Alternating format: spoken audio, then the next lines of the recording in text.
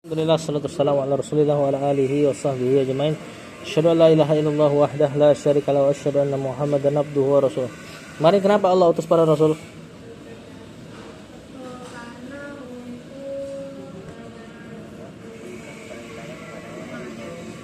Mengajarkan kepada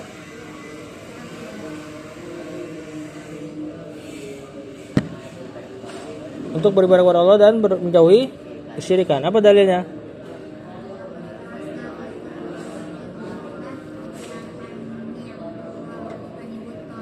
Apa artinya?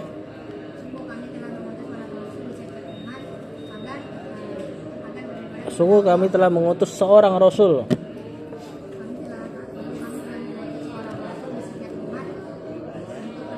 untuk menyeru agar mereka beribadah kepada Allah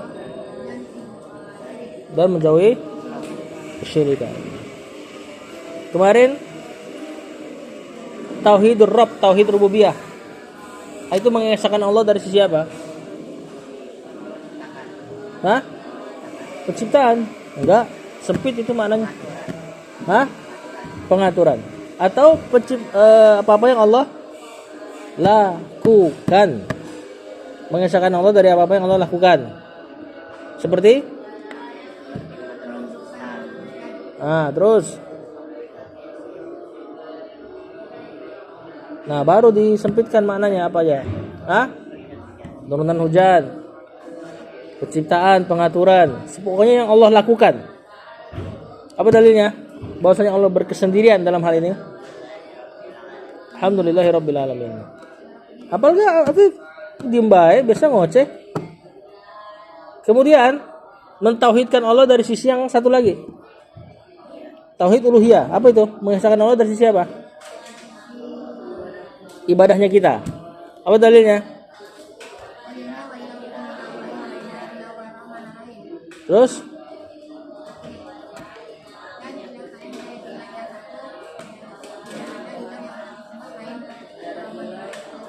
Ya, selain dia Ar-Rahman Ar-Rahim. Terus juga sabda Nabi SAW gimana terkait dakwah?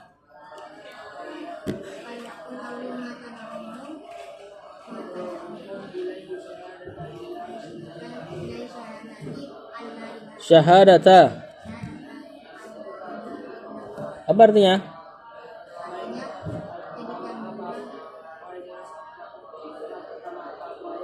Jadikanlah hal pertama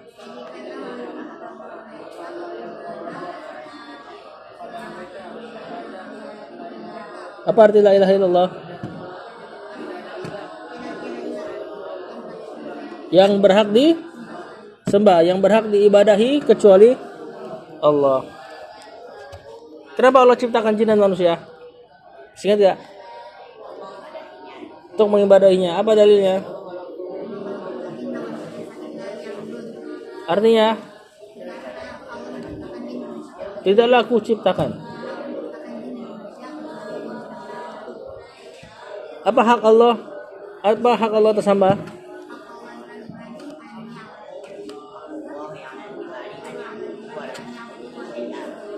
Wala yusyriku. Apa artinya?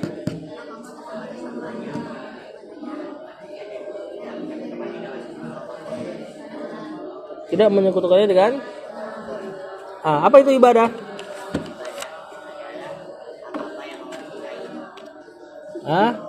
Kata yang mencakup terhadap semua yang Allah cintai dari perkataan dan perbuatan. Gimana kita beribadah? Apa dalilnya?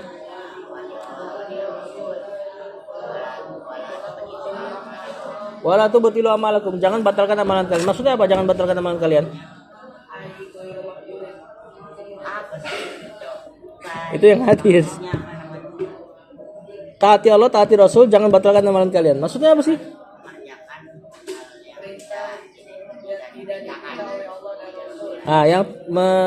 Yaitu beribadah dengan selain perintah Allah dan Rasul, maka membatalkan amalan sendiri.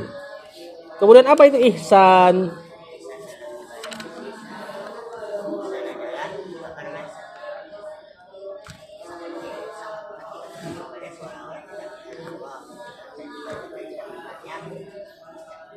Maka yakinlah Allah melihat. Apa dalilnya? Dari hadis saja. Alisanu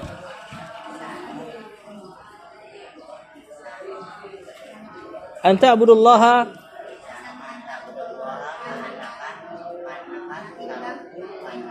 jangan baca dong.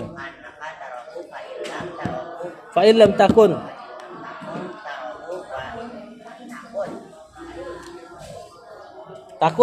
tak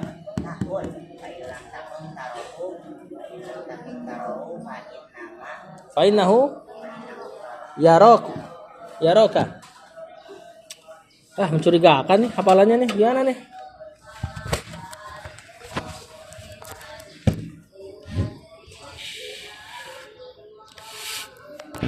Lanjut. Kita masuk tauhid yang ketiga. Tauhid itu kan artinya mengesahkan Allah. Paham kan? Tauhid dibagi jadi 3 bukan berarti Allahnya ada 3. Ya, Allah tetap satu, hanya saja yang kita esahkan ranahnya ada 3 ranah, 3 tempat. Yaitu kita kemarin sudah menjelaskan mengesahkan Allah dari apa-apa yang Allah lakukan. Turunan hujan dan sebagainya, ini tauhid rububiyah. Kemudian kita mentauhidkan Allah dari apa-apa yang kita lakukan ibadah buat Dia. Tauhid uluhiyah. Sekarang tauhid asma wa sifat. Kata penulis, ma huwa tauhidu sifatillah wa asmahi. Apa sih mentauhidkan Allah, mengesahkan Allah pada sifat Allah dan asma'ihi dan nama-namanya gitu ya.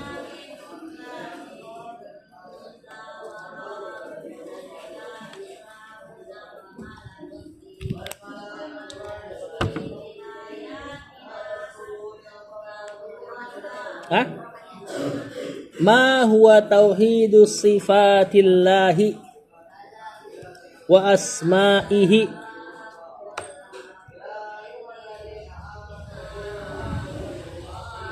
Ma huwa tauhidu sifatihi wa asma'ihi. Sifatillahi wa asma'ihi.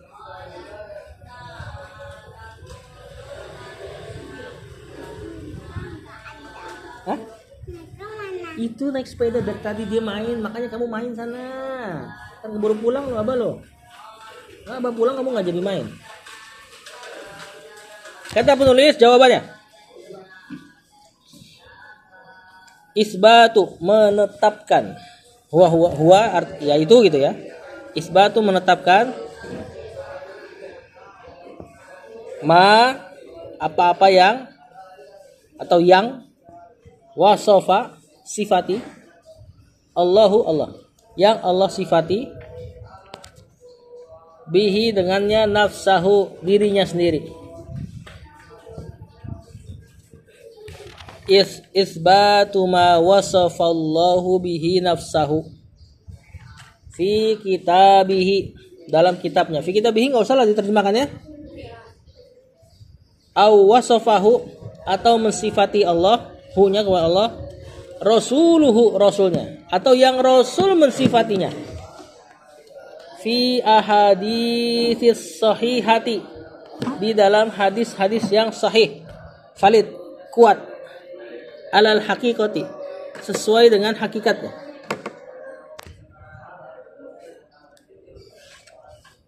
Bila takwilin dengan bila artinya dengan tanpa.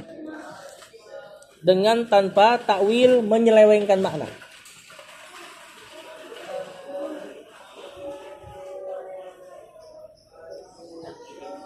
Menyelewengkan. Takwilin.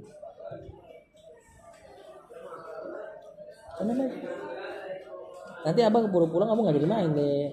Sana tuh, Adi lagi main tuh. Adi lagi. Akal lagi main.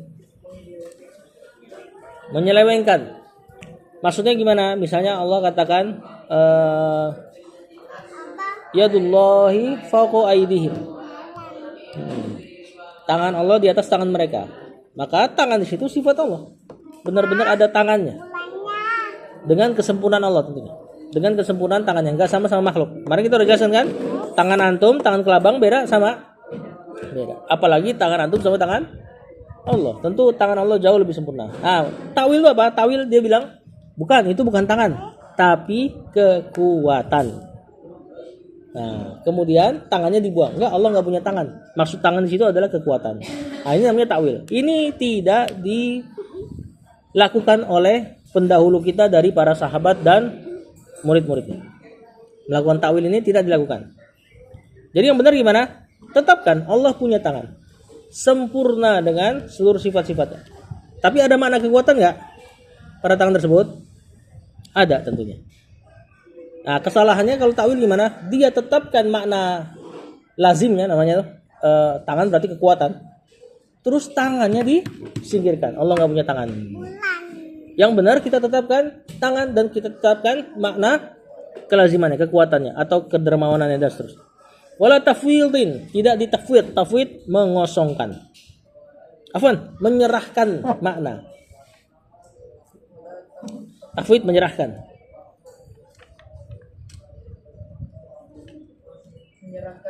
Menyerahkan maknanya.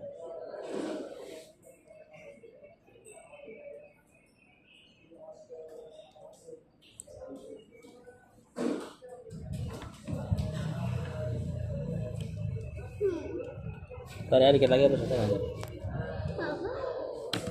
Udah? Wala tamsi tafwid gimana? Tafwid itu gini. Misalnya ketika dia mendengarkan ayat-ayat Allah, yadullah, tangan Allah tadi. Dia nggak tahu tapi tafwid. Tafwid itu gini. Yadullah itu apa sih? Dia bilang wallahu alam. Allah yang lebih tahu artinya.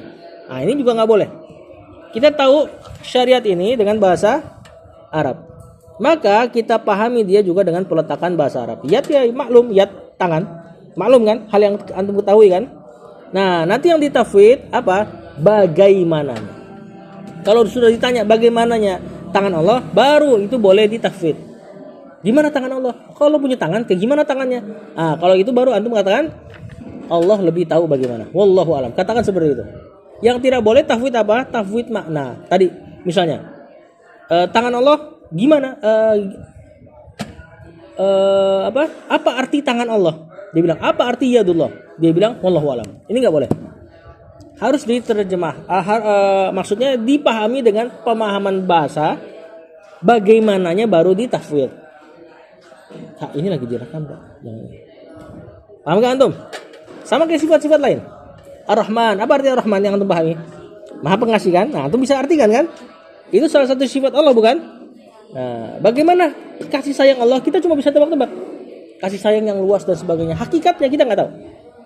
100% kita tebak kasih sayang Allah kayak gimana? Kita nggak tahu. Nah, itu namanya kaifiyah. Sama wajahullah. Apa arti wajahullah? Wajah. Wajah kan? Dapat kan maknanya wajah.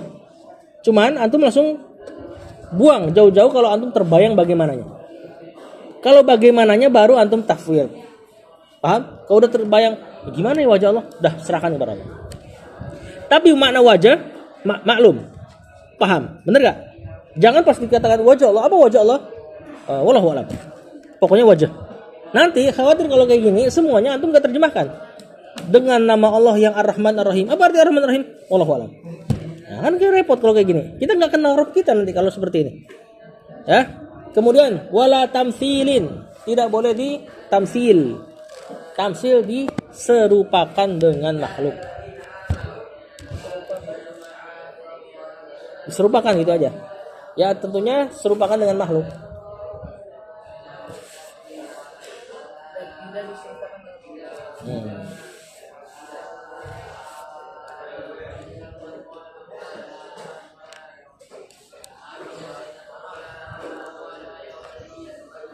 Misal tamsil gimana? Ketika tadi dapat sifat yadullah, tangan Allah. Gimana tangan Allah? Ya kayak tangan kita. Kalau antum mengatakan seperti itu namanya tamsil. Ketika dengar wa yabqa wajhu rabbik, tetap wajah Rabbmu. Gimana wajah? Misal, dengerin dulu, dengerin. Kalau dikatakan bagaimana wajah Allah, terus antum jawab wajah Allah kayak wajah kita. Ada mata, hidung, mulut, telinga seperti wajah manusia. Ini namanya tamsil. Ini tidak boleh. Ya, tamsil ini menyerupakan sifat Allah dengan makhluk persis. Nah, ini nggak boleh. Ya. Wala ta'tilin, dan tidak boleh ditaktil. Taktil dikosongkan.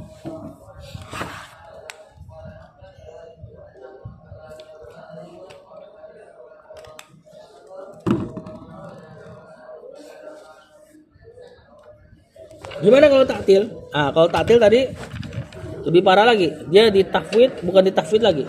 Ketika dikatakan mengosongkan.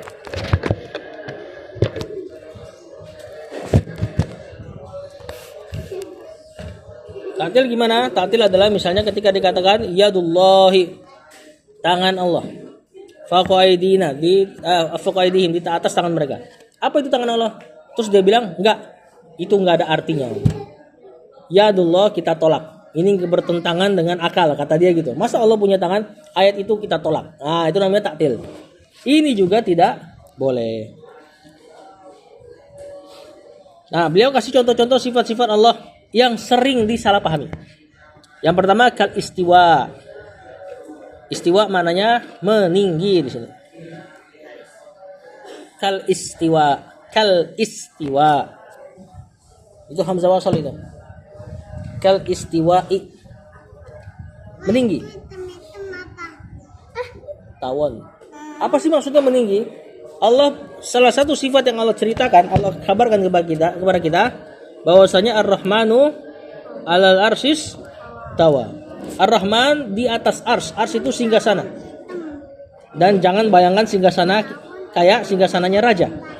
Tentu singgasananya Allah kita nggak ketahui bagaimananya. Sempurna. Paham? Dan Allah di atas singgasananya istawa maknanya meninggi. Sebagian menerjemahkan bersemayam. Ya, lebih tepat kalau antum terjemahkan dengan kata meninggi, karena ditafsir sama sahabat istiwa artinya meninggi. Irtafa'a. Ala, naik. Nah, Allah punya sifat dia beristawa di atas arsy. Nah, sebagian yang mengatakan takwil, enggak, istawa di situ maksudnya adalah istaula, menguasai. Sedangkan itu enggak diinginkan oleh dalam bahasa. Ya kita tetapkan Allah meninggi di atas arsy. Bukan berarti Allah butuh sama arsy. Arsy itu singgasana tadi. Dan juga enggak kayak duduknya raja sama singgasananya. Tentu enggak akan sama. Ya, paham? Terus juga jangan kepikiran, oh nanti Allah lebih kecil dong dari singgasana. Sebagaimana singgasana rata-rata kan besaran singgasana daripada rajanya. Benar gak? Benar? Maka Allah tidak seperti itu. Banyak di makhluk ini Allah ciptakan sesuatu yang di atas lebih besar daripada yang di bawah. Apa misalnya? Langit. Langit itu atapnya siapa? Atapnya bumi. Siapa lebih besar? Langit sama bumi? Langit ternyata. Begitupun ars. Ars ini dibanding seluruh makhluknya Allah yang bawah tuh, yang langit bumi, langit 7 dan bumi ini, dibanding ars itu seperti setitik. Antum bayangkan ars Allah besar banget. Ars Allah dibandingkan langit-langit dan bumi itu seperti satu titik di telapak tangannya Allah. Lihat, kecil banget. Ars yang besar begitu tetap di sisi Allah kecil, tapi Allah meninggi di atas ars. Kalau sudah mulai kebayang bagaimana? Jauhkan. Ininya dapati maknanya, Allah begitu besarnya, antum begitu kecil. Makanya hati-hati terhadap maksiat.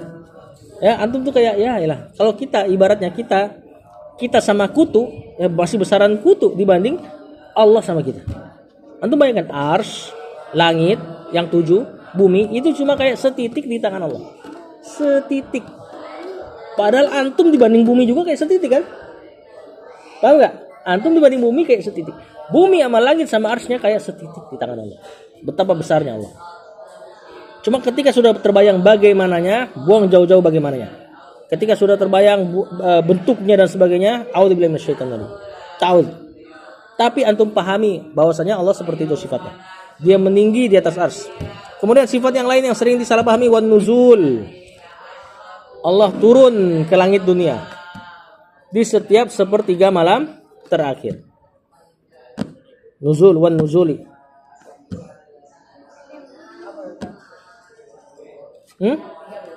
Turun.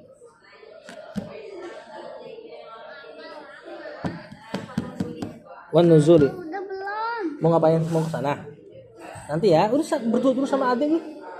Nanti Abah akan nyusul insyaallah. Apa nanti nyusul? Allah turun di setiap sepertiga langit dunia. Tapi jangan pernah kebayang turunnya Allah masuk ke dalam langit. Paham gak? Allah kan terlalu besar. Nggak mungkin dia turun ke langit dunia, maksudnya benar-benar dia turun ya di atas itu gitu. Benar-benar ngeliat. Allah terlalu besar. Maksudnya gini, benda yang terlalu besar, ini pendekatan makna aja ya. Dan antum yang terlalu kecil, kalau Allah turun ke langit dunia, ibaratnya gitu dong. Allah mendekat, dengerin doa antum. Ya. Dan juga jangan dikait-kaitkan, loh. Allah turun di sepertiga malam dunia, sepertiga malam. Sedangkan bumi itu berputar terus waktunya. Berarti Allah nggak naik-naik dong. Kan sepertiga malam selalu ada. Ya kan? Ini orang yang ngomong kayak gini sedang mengikat Allah dengan waktunya makhluk. Allah Robnya waktu. Paham nggak? Allah yang ngatur waktu. Allah sangat mampu turun di sepertiga langit dunia malamnya kita. Kemudian dia turun lagi di tempat yang lain dan dia nggak selalu turun, berarti nggak naik-naik, nggak seperti itu. Jangan ikat Allah dengan waktunya manusia. Terus gimana turunnya? Wallahu a'lam. Yang pasti kita tahu bahwasanya Allah turun sepertiga langit dunia ke langit kita. Bukan berarti dia dalam langit ya, ingat ya. Dalam rangka mengijabah doa-doa kita. Jangan disalahpahami, jangan diikat Allah turunnya seperti ini dan itu. Jangan diikat waktu. Allah nggak mungkin terikat waktu. Ya, kita tahu bahwasanya hari di dunia waktunya 24 jam kan? Akhirat aja beda. Berapa hitungan hari di sana? Satu hari seperti sebagian 1000, sebagian 50.000 tahun di dalam Al-Qur'an. Lihat, waktu dunia dengan akhirat beda dimensinya. Masa kita mau mengikat Allah dengan waktu dunia 24 jam? Ini perbuatan yang enggak beradab dengan Allah. Contoh lagi apa? Ketika mimpi antum tidur, ya tidur sebentar doang, tidur siang, kadang mimpi, bener gak? Mimpi antum di tidur siang antum paling cuma setengah jam 15 menit, tapi dalam mimpi bisa lama. Itu gimana tuh? Lihat, dimensi waktu itu beda. Allah Robnya waktu. Jangan ikat Allah dengan waktu dunia. Contoh apa lagi? Astronot antum perhatikan. Mereka sering mengatakan ketika di luar angkasa itu dia ngerasa udah lama banget. Itu beda tuh dimensi waktu. Tahu-tahu pas tuh ke dunia ternyata cuma berapa sekian. Itu ada ungkapan-ungkapan mereka seperti itu. Nah, Allah itu Robnya waktu. Ketika Allah mengatakan saya turun ke langit dunia mengijabah doaku, mana yang istighfar sama aku ijabah, aku ampuni, maka jangan ikat Allah dengan waktu itu. Terus gimana turunnya? Terus gimana waktunya? Wallahu a'lam. Ketika sudah bagaimananya baru kita tafwid. Bagaimananya kita tafwid. Waliyat dan tangan Allah tadi ya. Wa ghairiha dan sifat-sifat yang lain. Nanti. Terus kata penulis mimma yaliku, dari apa-apa yang yaliku layak bikamalihi dengan kesempurnaan sifatnya. Jadi kita tetapkan Allah, sifat-sifat Allah sebagaimana Allah ceritakan sendiri di Quran, sebagaimana Rasul ceritakan dalam hadis, ya, sesuai dengan yang sempurna dari sifatnya. Jadi ketika dapat Allah kabarkan Allah punya tangan, maka tetapkan tangan tersebut yaliku bikamalihi, sesuai dengan kesempurnaannya. Pokoknya sempurna. Tidak ditawil, tidak ditafwid, tidak ditafsir, tidak ditakwil. Takwil diselewengkan, tafwid dikosongkan artinya, tamsil diserupakan sama makhluk, taktil ditolak. Maka kita tidak lakukan itu pada sifat Allah. Berarti gimana? Tetapkan maknanya, yakini kesempurnaannya, dan serahkan hakikatnya. Bagaimananya serahkan kepada Allah. Ada yang tertinggal? Apa? Silakan tanya. Allah sifati. Wasofa mensifati. Allah failnya di situ, pelakunya. Yang Allah sifati. Tamsil, menyerupakan. Apalagi ada yang tertinggal? Sampai kita masuk dalilnya nih. Ini pembahasan yang pelik. Wal yadi alil haqiqati, haqiqati, sesuai dengan hakikatnya. Tangan,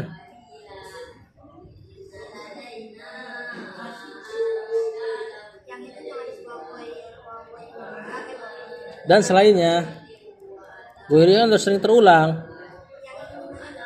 Mimma dari apa dengan apa-apa yang gitu.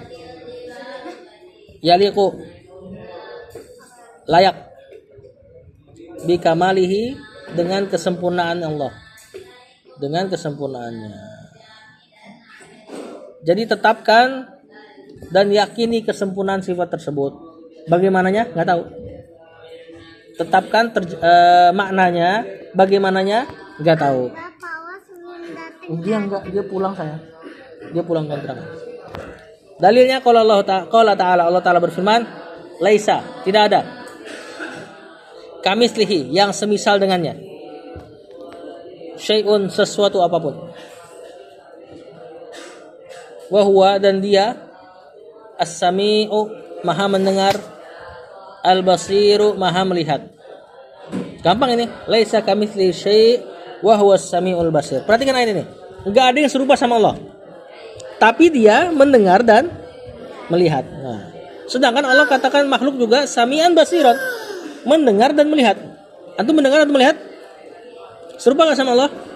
Pendengaran sama melihatnya? Beda. Begitupun sifat lain. Antum punya tangan? Allah kabarkan Allah punya tangan? Tapi sama enggak? Enggak. Sempurna, sifat Allah lebih sempurna. Fadal. Sekarang ana minta antum benar-benar hafalkan teksnya full. Dari atas sampai habis itu. Hadisnya nanti dulu.